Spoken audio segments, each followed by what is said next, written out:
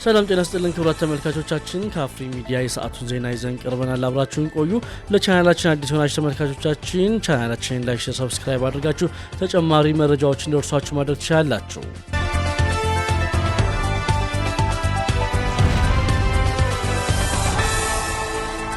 ከጓደኛው የባንክ አካውንት ተመሳሳይ ፊርማ በመጠቀም ገንዘብ ያወጣው ግለሰብ በእስራት ተቀጣ።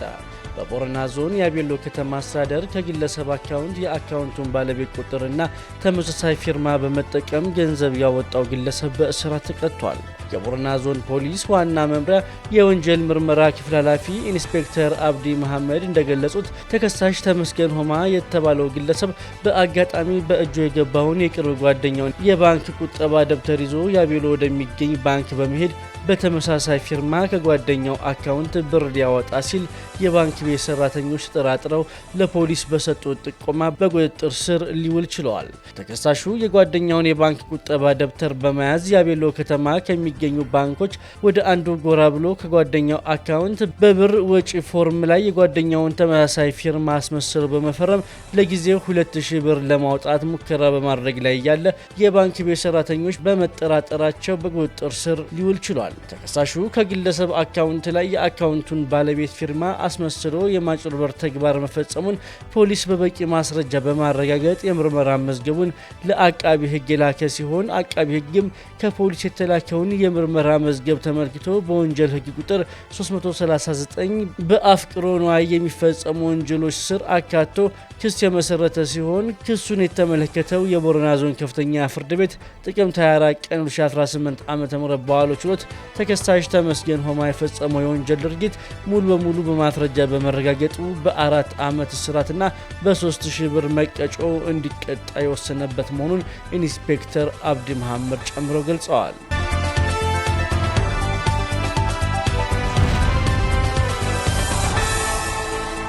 የጤና ሚኒስቴር ተከውኗል ባለው የዘረመል ምርመራ ቀደም ሲል በደቡብ ኢትዮጵያ ክልል ጂንካ ከተማ መከሰቱ የተገለጸው የሄሞራጂክ ፌቨር በሽታ መንስኤ ማርበርግ ቫይረስ መሆኑን ማረጋገጡን አስታውቋል።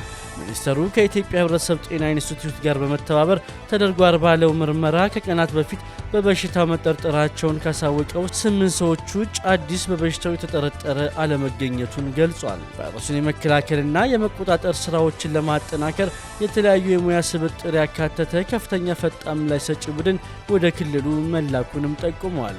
በምርመራው መሰረት በአሁኑ ሰዓት ኢትዮጵያ ውስጥ የተገኘው የቫይረስ ዝርያ ከዚህ በፊት በሌሎች ምስራቅ አፍሪካ ሀገራት ላይ ከተከሰቱት ጋር ተመሳሳይ ዝርያ ያለው መሆኑም ታውቋል።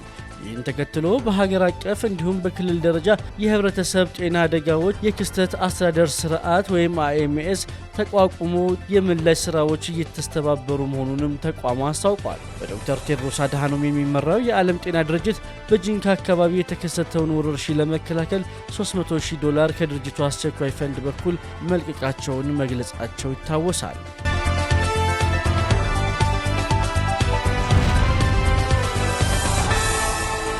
ሸንኮራ ገዛልሻለሁ ብሎ በማታለል የ7 ዓመት ህጻን ላይ የአስገድዶ መድፈር ወንጀል የፈጸመው ግለሰብ በእስራት ተቀጣ። በወላይታ ዞን ዳሞት ፑላሳ ወረዳ ሻንቶ ከተማ አስተዳደር የወንጀል ድርጊቱ ተፈጽሟል። ተከሳሽ ወይጦ አንገኖ የተባለው ግለሰብ ጥቅምት 28 ቀን 2018 ዓ.ም ከቀኑ 8 ሰዓት ተኩል ሲሆን የህፃኗ ወላጆች አለመኖራቸውን አረጋግጦ ሸንኮራ አገዳ ገዛልሻለሁ በማለት አታሎ ከቤት በማስወጣት በሻንቶ ከተማ በአንደኛ ደረጃ ትምህርት ቤት በስተጀርባ በኩል ባለው ባህር ዛፍ ውስጥ በማስገባት የአስገድዶ መድፈር ወንጀል መፈጸሙን የደቡብ ኢትዮጵያ ፖሊስ ኮሚሽን ህዝብ ግንኙነትና ገጽታ ግንባታ ዳይሬክተር ምክትል ኮማንደር አሸናፊ ኃይሌ ተናግረዋል። ተከሳሹ ድርጊቱን ሲፈጽም ህፃኗ ባሰማችው ጩኸት የአካባቢው ህብረተሰብ ደርሶ ቢያስጥላትም ተከሳሹ ለጊዜው መሰወሩ ለፖሊስ ተጠቁሟል።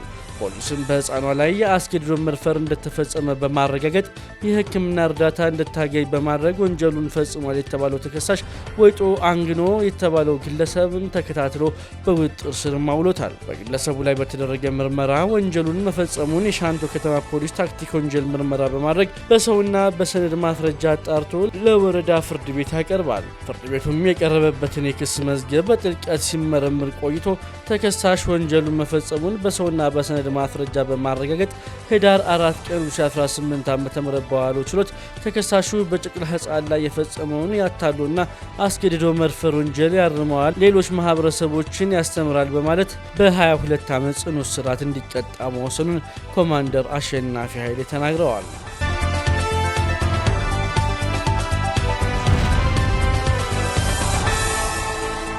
ክቡራት ተመልካቾቻችን ለሰዓቱ ይዘንላችሁ የቀረብነው መረጃ ይህን ይመስል ነበር። መረጃው ወደ እናንተ ያደረስኩት እኔ ኤፍሬም ታጠቅ ነበርኩኝ። መልካም ጊዜ